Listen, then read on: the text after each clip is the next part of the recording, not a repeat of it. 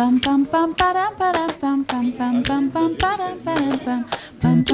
la première édition du festival. Les personnes en situation de handicap sont égales face à l'emploi par rapport aux autres. Est-ce que les personnes handicapées sont égales? Oui, en tout cas elles devraient l'être.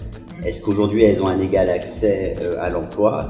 Plutôt non. La plupart du temps, quand un travailleur est en situation de handicap, on ne s'en rend même pas compte dans le cadre professionnel.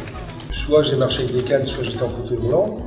C'est vrai qu'en fonction de l'adaptabilité du poste, on rencontre des difficultés, ça c'est évident. Le handicap, effectivement, tel qu'on le voit avec une personne, par exemple, plus ou moins à l'aise, en plus avec un fauteuil roulant, excuse-moi, et puis voilà, et ben, forcément ça induit des choses autour. On voit bien tout de suite dans la rue, par exemple, comment est le comportement du tout public autour de ces choses visibles. On oublie simplement que les trois quarts ou même les 4/5 sont effectivement de domaine invisible.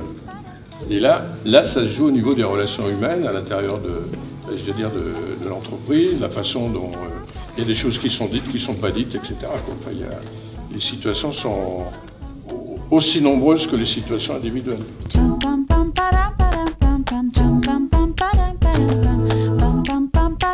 Je suis conseillère en insertion professionnelle et je suis non-voyante. Alors quand je suis au téléphone, ça se voit pas. Mais avant d'aller à un rendez-vous, je me sens obligée de le dire. Pourquoi? Parce que j'ai l'impression que ça va faire un choc. Mais bon, quand j'arrive, ça se passe bien. Mais j'ai toujours envie de rassurer la personne qui me reçoit. Alors que aujourd'hui, je suis conseillère, je fais même les mêmes missions qu'un autre conseiller.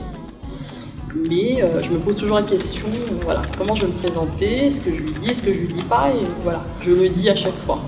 Je pense que certains, justement, s'ils ne disent pas qu'ils ont des difficultés, l'entreprise peut les broyer et les évacuer, alors que s'ils le font savoir, en contraire, compte tenu du fait qu'il y a des pourcentages, des trucs comme ça, certains, au contraire, ça peut les protéger de... Le statut peut permettre de protéger la personne.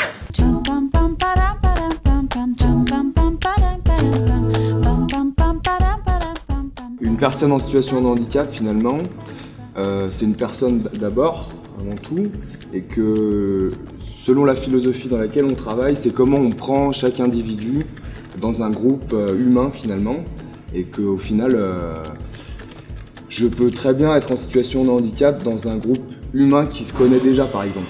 Le dialogue interhumain qui peut se dérouler dans une équipe, qui est peut-être important à mettre en avant aussi, plus que, au moins égal avec les adaptations matérielles. La place qu'on fait dans une équipe professionnelle à une personne handicapée, elle va au-delà des adaptations techniques.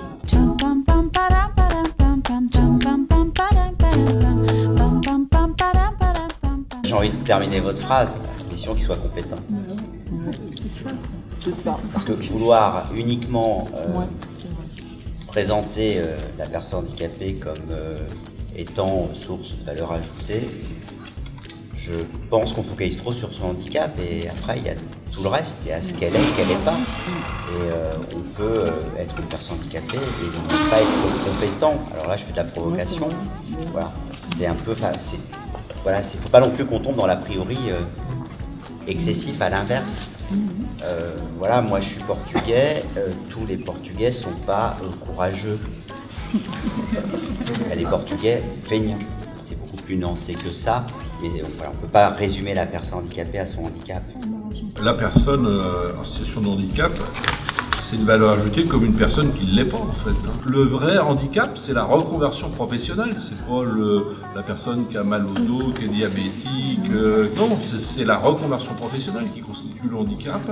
Après, je suis mitigé parce que oui, ce que moi je constate par expérience, c'est que beaucoup de personnes en situation de handicap ont un parcours souvent chaotique, difficile, ont subi beaucoup d'épreuves. Là, oui, elles vont amener quelque chose parce que une personne sourde que vous mettez à l'accueil et qui est capable de faire des entretiens avec des clients, bon, bah, d'un seul coup, pour ceux qui sont autour, ça a valeur d'exemple aussi, en disant tiens, elle sait faire ça et nous on se plaint quand on a des petites choses qui vont pas, alors qu'elle nous montre qu'elle en est capable. Hein.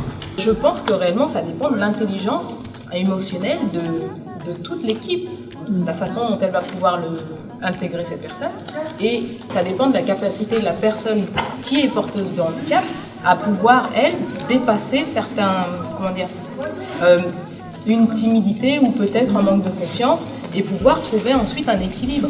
C'est vraiment, voilà, pour moi, c'est vraiment, il y a la part des deux dans l'accueil des personnes en situation de handicap. Et ensuite, la compétence, il y a des incompétents partout, il y a des compétents partout. Ça dépend de la visibilité du handicap. Quand je prends mon exemple, je ne peux pas cacher mon handicap. Voilà, c'est visible. Et après, je rebondirai sur le fait que la compétence est essentielle. Et même quand tu es en situation de handicap, très souvent, c'est une source de motivation pour toujours faire mieux. Ça te permet même de te surpasser. C'est le paradoxe de la situation. Donc on ne peut pas nier l'évidence, c'est-à-dire la situation de l'emploi des personnes handicapées, elle s'est fortement détériorée et elle est détériorée dans notre pays. Et pour autant, il n'y a jamais eu autant de personnes handicapées dans les entreprises.